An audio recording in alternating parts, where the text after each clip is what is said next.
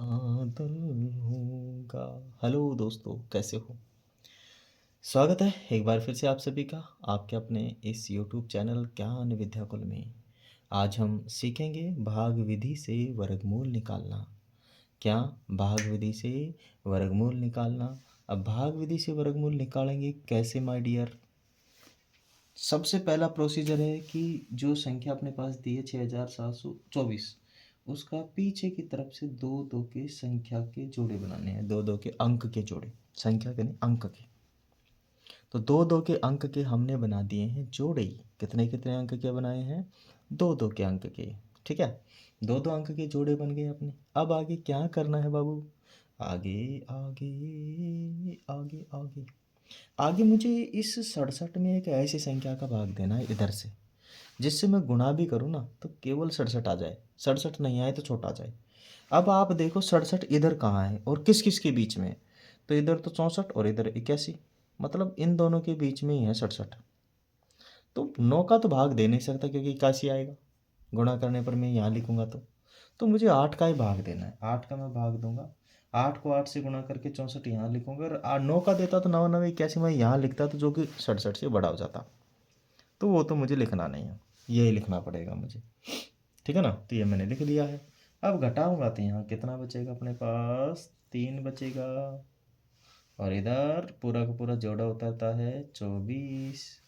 ठीक है, अब ध्यान रहे यहाँ पूरा 1 8 यहाँ और उतारना था अपने को, 1 8 यहाँ भी उतारना था, है ना? अब 8 8 जोड़ के यहाँ जाएंगे 16 और एक जगह रखनी है अपने को खाली। वहाँ कौन बैठेगा? मैं बैठूंगा, किसी को नहीं बैठने दूंगा मैं। अब ये जो मैंने 16 उतारा ना, यहाँ भी उतार लिया मैंने इसको। अब यहाँ जो अंक लिखूंगा उसी से मैं इस पूरी संख्या को गुणा भी करूंगा।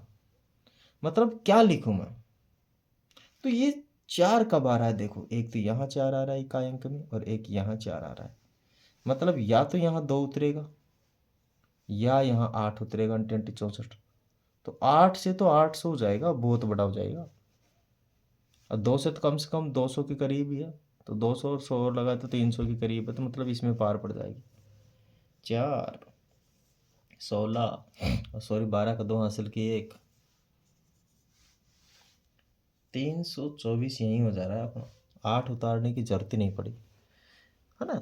कोई भी सवाल तरीके से होता है, दिमाग लगाने से होता है, रटने से नहीं होता है। आप कभी सवाल को रटे नहीं, सोचें, दिमाग लगाएं, क्या पॉसिबल हो सकता है।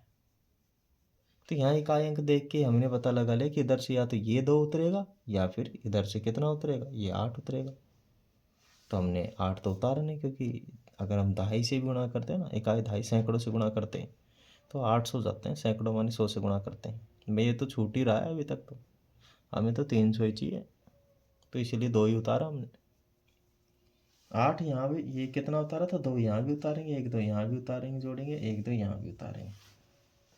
यहाँ घटाएंगे तो देखो 4 में से 4 गया, कुछ नहीं। 2 में से 2 गया, कुछ नहीं। 3 में से 3 गया, कुछ भी नहीं बचा। इसे जोड़ के तब चलते हैं ना हम, जब इधर कोई संख्या होती, इधर तो है ही नहीं उतारने के लिए।